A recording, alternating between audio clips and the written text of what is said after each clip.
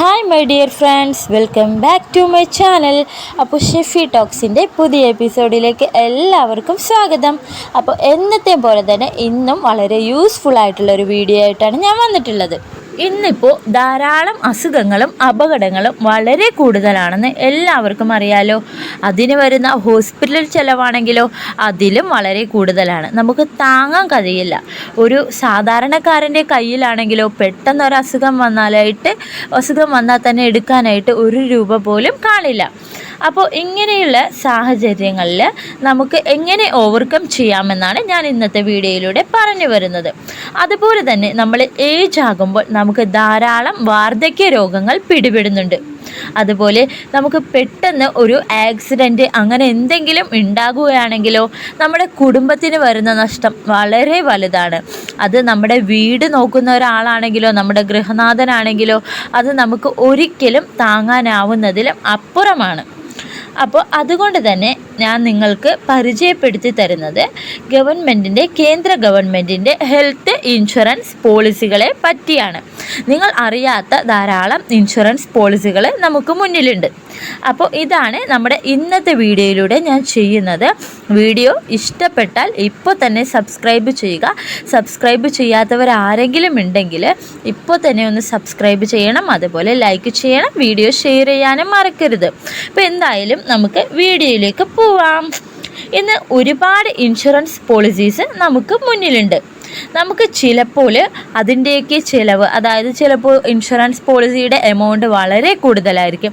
നമ്മുടെ ബഡ്ജറ്റിന് അത് താങ്ങാൻ പറ്റില്ല എന്ന് വരാം. അങ്ങനെയുള്ളവർക്കായി കേന്ദ്ര സർക്കാരിൻ്റെ മുതിർന്ന പൗരന്മാർക്കുള്ള പോളിസി നമുക്ക് എടുക്കാവുന്നതാണ്.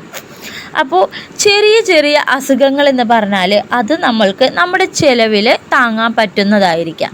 എന്നാൽ ചില അസുഖങ്ങൾ അത് 2, 3, 4 മാസം വരെ ഹോസ്പിറ്റലിൽ അഡ്മിറ്റ് ചെയ്ത് ചികിത്സിക്കേണ്ട അസുഖങ്ങളുണ്ട്, നിങ്ങൾക്കറിയാമല്ലോ.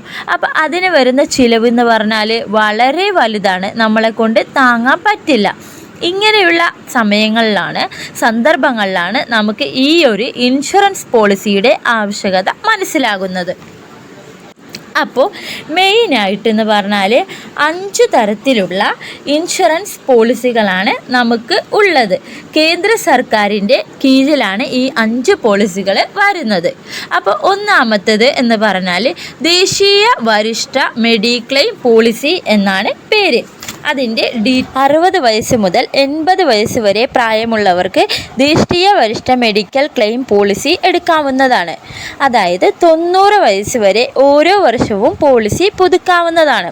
ക്യാൻസർ, ഹാർട്ട് സ്ട്രോക്ക് എന്നിങ്ങനെയുള്ള 8 തരത്തിലുള്ള രോഗങ്ങളുടെ മരുന്നുകൾ, അവയവം മാറ്റിവെക്കൽ, കൺസൾട്ടേഷൻ തുടങ്ങിയവയ്ക്ക് പോളിസി പരിരക്ഷിക്കുന്നു.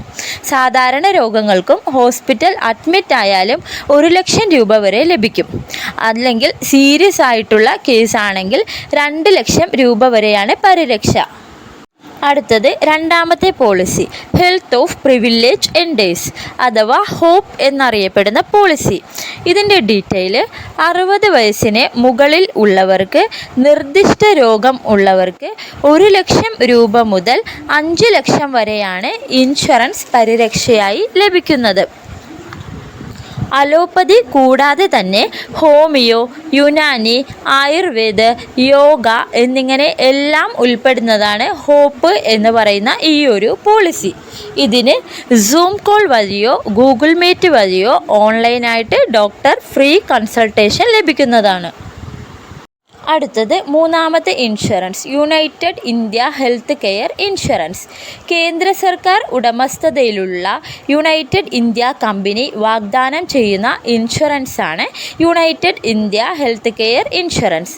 60 വയസ്സ് മുതൽ 80 വയസ്സ് വരെ പ്രായമുള്ളവർക്ക് ഈ പോളിസിക്ക് വേണ്ടി അപേക്ഷിക്കാവുന്നതാണ്.